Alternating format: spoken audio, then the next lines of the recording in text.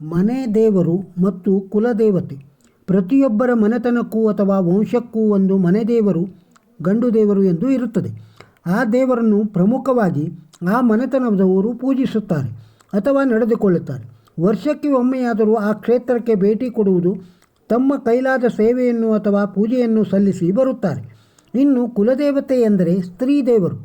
ನಮ್ಮ ಪೂರ್ವಜರು ಅಥವಾ ಹಿರಿಯರು ತಾವು ನೆಲೆಸಿದಂತಹ ಗ್ರಾಮದ ಪ್ರಮುಖ ದೇವತೆ ಅಥವಾ ತಾವು ನೆಲೆಸಿದ ಗ್ರಾಮಕ್ಕೆ ಹತ್ತಿರದ ಯಾವುದಾದರೂ ಪ್ರಸಿದ್ಧ ಶಕ್ತಿ ದೇವತೆಯನ್ನು ಕುಲದೇವತೆಯನ್ನಾಗಿ ಸ್ವೀಕರಿಸಿ ಆ ದೇವತೆಗೆ ನಡೆದುಕೊಳ್ಳುತ್ತಾ ಬಂದಿರುತ್ತಾರೆ.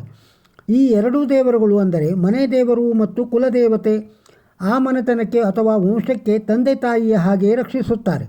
ಹಾಗಾಗಿ ಮನೆ ದೇವರು ಮತ್ತು ಕುಲದೇವತೆಯ ಕೃಪಾಕಟಾಕ್ಷಕ್ಕಾಗಿ ಶ್ರದ್ಧಾಭಕ್ತಿಗಳಿಂದ ನಡೆದುಕೊಳ್ಳುವುದು ಪ್ರತಿಯೊಬ್ಬರ ಕರ್ತವ್ಯವಾಗಿರುತ್ತದೆ. ಒಂದು ವೇಳೆ ಯಾವುದೇ ಕಾರಣಗಳಿಂದ ಮನೆ ದೇವರು ಮತ್ತು ಕುಲದೇವರುಗಳಿಗೆ ನಡೆದುಕೊಳ್ಳದೇ ಹೋದಲ್ಲಿ ಕ್ರಮೇಣ ಆ ದೇವರುಗಳ ಅವಕೃಪೆಗೆ ಪಾತ್ರರಾಗಿ ಮನೆಯಲ್ಲಿ ಅಶಾಂತಿ, ಸಾಲಬಾಧೆ ಅಥವಾ ಆರ್ಥಿಕ ತೊಂದರೆಗಳು, ರೋಗ ರುಜಿನಗಳು, ಮದುವೆ ಆಗದಿರುವುದು, ಸಂತಾನ ವಿಹೀನತೆ ಮುಂತಾದ ತೊಂದರೆಗಳು ಕಾಣಿಸಿಕೊಳ್ಳುತ್ತದೆ. ಹಿರಿಕರು ಮನೆತನದ ದೇವರುಗಳನ್ನು ಮರೆತು ಮಾಡುವ ಇಂತಹ ತಪ್ಪುಗಳಿಂದ ಮುಂದಿನ ಪೀಳಿಗೆ ಇಂತಹ ಸಮಸ್ಯೆಗಳನ್ನು ಎದುರಿಸಬೇಕಾಗುತ್ತದೆ. ಆದ್ದರಿಂದ ಪ್ರತಿಯೊಬ್ಬರೂ ತಮ್ಮ ತಮ್ಮ ಮನೆ ದೇವರು ಮತ್ತು ಕುಲದೇವತೆಗಳನ್ನು ತಿಳಿದು ಶಕ್ತ್ಯಾನುಸಾರ ಭಕ್ತಿಯಿಂದ ಪೂಜಿಸಿ ನಡೆದುಕೊಂಡು ಆ ದೇವರುಗಳ ಕೃಪೆಗೆ ಪಾತ್ರರಾಗಿ ಉತ್ತಮ ಸಮೃದ್ಧ ಜೀವನವನ್ನು ನಡೆಸುವಂತಾಗಲಿ. ನಮ್ಮ ಸಂಸ್ಕೃತಿ, ಆಚಾರ ವಿಚಾರಗಳನ್ನು ಮರೆಯದಿರೋಣ, ನಾವು ಪಾಲಿಸೋಣ ಮತ್ತು ಮುಂದಿನ ಪೀಳಿಗೆಗೂ ಪರಿಚಯಿಸೋಣ. ಹರಿ ಓಂ. ಗುಡಿಯಲ್ಲಿ ನಿಂತು ನಾವು ಬೇಡಿದುದನ್ನು ನೀಡುವವನು ಅವನೇ, ಗುಡಿಸಲ ಮುಂದೆ ನಿಂತು ಬೇಡುವವನು ಅವನೇ. ಈ ಇಬ್ಬರೂ ಒಂದೇ ಎಂದು ದೃಢವಾಗಿ ನಂಬಿದ್ದ ಸಂತರೊಬ್ಬರ ಬದುಕಿನ ಘಟನೆ ಇಲ್ಲಿದೆ. 17ನೇ ಶತಮಾನದಲ್ಲಿ ಮಹಾರಾಷ್ಟ್ರದಲ್ಲಿ ಆಗಿ ಹೋದ ಸಂತ ತುಕಾರಾಮರಿಗೆ ವಿಠೋಬನಲ್ಲಿ ಅನನ್ಯ ಭಕ್ತಿ. ಆದರೆ ಬದುಕಿನಲ್ಲಿ ಕಡುಬಡವರಾಗಿದ್ದ ಅವರ ಹೆಂಡತಿ ಜೀಜಾಬಾಯಿಯವರ ಬಳಿ 2 ಹಳೆಯ ಸೀರೆಗಳಿದ್ದವು. ಅವು ಅಲ್ಲಲ್ಲಿ ಹರಿದು ಹೋಗಿದ್ದವು. ಹೊಸ ಸೀರೆ ಕೊಳ್ಳುವ ಆರ್ಥಿಕ ಶಕ್ತಿ ಅವರಿಗಿರಲಿಲ್ಲ. ಒಮ್ಮೆ ಜೀಜಾಬಾಯಿಯವರು ಎಲ್ಲೋ ಹೊರಗೆ ಹೋಗಿದ್ದರು. ತುಕಾರಾಮರೊಬ್ಬರೇ ಮನೆಯಲ್ಲಿದ್ದರು. ಆಗ ಅಜ್ಜಿಯೊಬ್ಬರು ಭಿಕ್ಷೆ ಬೇಡುತ್ತಾ ಬಂದರು. ಹರಿದ ಸೀರೆಯನ್ನುಟ್ಟಿದ್ದ ಚಳಿಗೆ ನಡುಗುತ್ತಿದ್ದ ಅಜ್ಜಿಯ ದುಸ್ಥಿತಿ ನೋಡಿ ತುಕಾರಾಮರ ಮನಸ್ಸು ಕರಗಿತು. ಅವರು ಮನೆಯೊಳಕ್ಕೆ ಹೋಗಿ ಅಲ್ಲಿದ್ದ ಹೆಂಡತಿಯ ಸೀರೆ ತಂದು ಅಜ್ಜಿಗೆ ದಾನ ಮಾಡಿಬಿಟ್ಟರು. ಅಜ್ಜಿಯು ಬಾಯ್ತುಂಬ ಕೃತಜ್ಞತೆ ಹೇಳಿ ಹೊರಟು ಹೋದರು. ಕೊಂಚ ಸಮಯದ ನಂತರ ಜೀಜಾಬಾಯಿಯವರು ಮನೆಯೊಳಕ್ಕೆ ಬಂದರು. ಅವರಿಗೆ ಮನೆಯಲ್ಲಿ ನೇತು ಹಾಕಿದ್ದ ಸೀರೆ ಕಾಣಲಿಲ್ಲ. ಆಕೆ ತುಕಾರಾಮರನ್ನು ವಿಚಾರಿಸಿದಾಗ ಅವರು ಹರಕು ಸೀರೆಯಿಟ್ಟು ಚಳಿಗೆ ನಡುಗುತ್ತಾ ಭಿಕ್ಷೆ ಬೇಡುತ್ತಾ ಬಂದಿದ್ದ ಬಡ ಅಜ್ಜಿಯೊಬ್ಬರ ದುಸ್ಥಿತಿ ನೋಡಲಾರದೆ ಮನೆಯಲ್ಲಿದ್ದ ಸೀರೆಯನ್ನು ದಾನವಾಗಿ ಕೊಟ್ಟು ಬಿಟ್ಟೆ ಎಂದರು. ಆಕೆ ನನ್ನಲ್ಲಿದ್ದುದೇ 2 ಸೀರೆ, ಅದರಲ್ಲೊಂದನ್ನು ದಾನ ಮಾಡಿದ್ದೀರಲ್ಲ, ಉಳಿದಿರುವ 1 ಸೀರೆಯಲ್ಲಿ ಹೇಗೆ ಕಾಲ ಕಳೆಯಲಿ ಎಂದು ಅಳತೊಡಗಿದಳು. ತುಕಾರಾಮರು ನಿರ್ವಿಕಾರವಾಗಿ ಅದಕ್ಕೇಕೆ ಚಿಂತಿಸುತ್ತೀಯ, ವಿಠ್ಠಲ ಏನಾದರೂ ಮಾಡುತ್ತಾನೆ ಎಂದರು.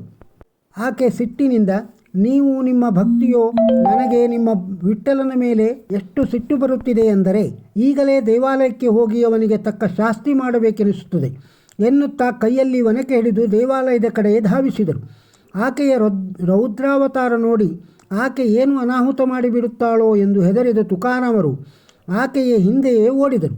ಆಕೆ ದೇವಾಲಯದ ಬಳಿ ಬಂದಾಗ ದೇವಾಲಯದ ಬಾಗಿಲಲ್ಲೇ ನಿಂತಿದ್ದ ಅರ್ಚಕರು, ಅಮ್ಮ, ಸರಿಯಾದ ಸಮಯಕ್ಕೆ ಬಂದಿದ್ದೀರಿ. ಇಂದು ಅಜ್ಜಿಯೊಬ್ಬರು ಇಲ್ಲಿಗೆ ಬಂದಿದ್ದರು. ಅವರ ಮಗಳ ಮದುವೆಗೆಂದು ಒಂದಷ್ಟು ಸೀರೆಗಳನ್ನು ತರಿಸಿದ್ದರಂತೆ. ಮದುವೆಯೆಲ್ಲ ಮುಗಿದು ಮಗಳನ್ನು ಗಂಡನ ಮನೆಗೆ ಕಳುಹಿಸಿದ ಮೇಲೆ ಅವರಲ್ಲಿ 4 ಒಳ್ಳೆಯ ಸೀರೆಗಳು ಇನ್ನೂ ಉಳಿದಿದ್ದವಂತೆ. ಅವನ್ನು ಯಾರಾದರೂ ದೈವಭಕ್ತರಿಗೆ, ಕುಟುಂಬದವರಿಗೆ ದಾನವಾಗಿ ಕೊಡಿರೆಂದು ಹೇಳಿ ಇಲ್ಲಿ ಕೊಟ್ಟು ಹೋಗಿದ್ದಾರೆ. ನಿಮಗಿಂತ ದೊಡ್ಡ ದೈವಭಕ್ತರ ಕುಟುಂಬ ನಮಗೆಲ್ಲಿ ಸಿಗುತ್ತದೆ? ಇವನ್ನು ನೀವು ತೆಗೆದುಕೊಂಡು ಹೋಗಿ ಎನ್ನುತ್ತಾ 4 ಒಳ್ಳೆಯ ಸೀರೆಗಳನ್ನು ಕೊಟ್ಟಾಗ ತುಕಾರಾಮರ ಹೆಂಡತಿ ಏನೂ ಹೇಳಲು ತೋಚದೆ ಅಲ್ಲಿಯೇ ಕುಳಿತು ಬಿಟ್ಟರು. ಹಿಂದೆಯೇ ಬಂದಿದ್ದ ತುಕಾರಾಮರು, ವಿಠ್ಠಲ ದೇವರು ಹೇಗಾದರೂ ಸಹಾಯ ಮಾಡುತ್ತಾನೆಂದು ನಾನು ಹೇಳಿರಲಿಲ್ಲವೇ? ದಾನವಾಗಿ ಕೊಟ್ಟ ನಿನ್ನ 1 ಹಳೆಯ ಸೀರೆಯ ಬದಲಾಗಿ 4 ಒಳ್ಳೆಯ ಸೀರೆಗಳು ಸಿಕ್ಕಿವೆಯಲ್ಲ. ಗುಡಿಯಲ್ಲಿ ನಿಂತು ನೀಡುವವನು ಅವನೇ, ಗುಡಿಸಲ ಮುಂದೆ ಬಂದು ಬೇಡುವವನು ಅವನೇ. ನಡಿ, ದೇವಾಲಯದೊಳಕ್ಕೆ ಹೋಗಿ ವಿಠ್ಠಲನಿಗೆ ವಂದಿಸೋಣ ಎಂದರಂತೆ. ಅಂದು ತುಕಾರಾಮರ ಬದುಕಿನಲ್ಲಿ ನಡೆದ ಪವಾಡ ಇಂದು ನಮ್ಮ ಬದುಕಿನಲ್ಲೂ ನಡೆಯುತ್ತದೋ ಇಲ್ಲವೋ. ಆದರೆ ದಾನ ಧರ್ಮ ಮಾಡುವುದರಿಂದ ನಮ್ಮಲ್ಲೊಂದು ಸಾರ್ಥಕ ಭಾವನೆ ಮೂಡುವುದು, ಆತ್ಮವಿಶ್ವಾಸ ಬೆಳೆಯುವುದಂತೂ ನಿಜ ಅಲ್ಲವೇ. ಮನೆ ದೇವರು ಹಾಗೂ ಕುಲದೇವರು ಈ ಮಾಹಿತಿಯನ್ನು ಕೇಳಿದ್ದೀರಿ. ಇದು ನಿಮಗೆ ಇಷ್ಟವಾಗಿದ್ದರೆ ಒಂದು ಲೈಕ್ ಕೊಡಿ, ಇದನ್ನು ಇತರರಿಗೂ ಶೇರ್ ಮಾಡಿ. ನಮ್ಮ ಚಾನಲ್ಗೆ ಇನ್ನೂ ಸಬ್ಸ್ಕ್ರೈಬ್ ಆಗದೇ ಇದ್ದರೆ ಸಬ್ಸ್ಕ್ರೈಬ್ ಆಗಿ. ನಮಸ್ಕಾರ.